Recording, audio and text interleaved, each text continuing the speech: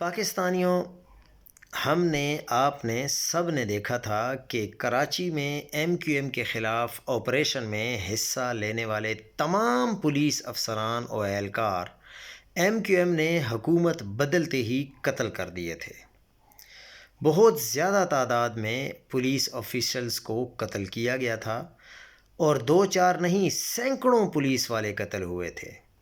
اگرچہ پنجاب میں M Q M جیسا منظم گروہ موجود نہیں ہے، مگر جیسا کہ پنجاب میں پہلے بھی ہوتا رہا ہے، لوگ اپنے پیاروں کے انفرادی طور پر بدلے لیتے رہتے ہیں اور لیتے رہے ہیں۔ حکومت بدلتے ہی سب کچھ بدل جاتا ہے۔